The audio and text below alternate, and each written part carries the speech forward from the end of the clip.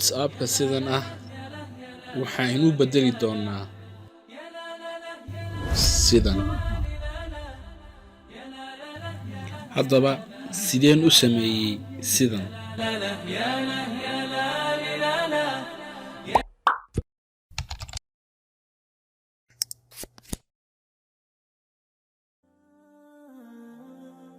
السلام عليكم ورحمة الله وبركاته. سو dhawaad asxaabta maanta muuqaalkeenu wuxuu ku saabsan yahay sida WhatsApp-kaaga aad uga dhigi kartaa dark mode ama aad uga dhigi kartaa wejigiisa hore mid madow.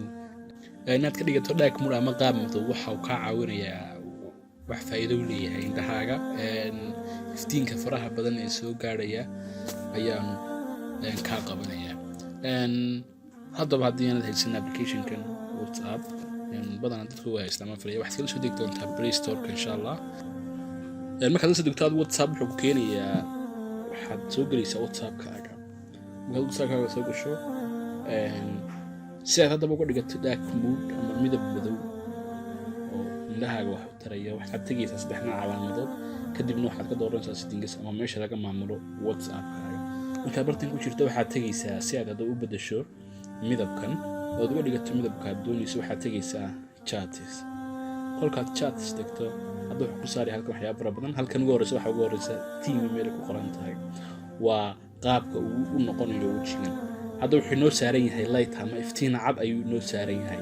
haddii aanu ka bedelno oo aanu tagno dark aan kadibna okay siino waxaad aragtaa inuu WhatsApp-kiina noqday mid dark mode. haddaba saasaa lagu dhigtaa WhatsApp dark mode. waad aragtaa hadda farqiga u dhexeeya marka uu dark mode yahay sida uu qurux badan yahay iyo marka uu light ku saaran yahay sida uu foolxun yahay.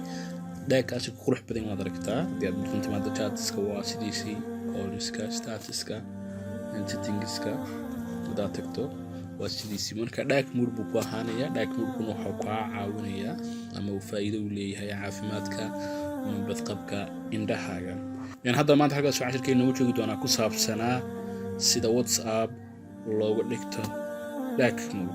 insha Allah halkaas ugu soo gabagabayn doonaa casharkeena haddii aan soo daawino casharro hore oo ku saabsanaa sida loo samaysto WhatsApp iyo sida loo isticmaalo. waxaad kala ka daawan kartaa halkan sare. Assalaamu calaykum.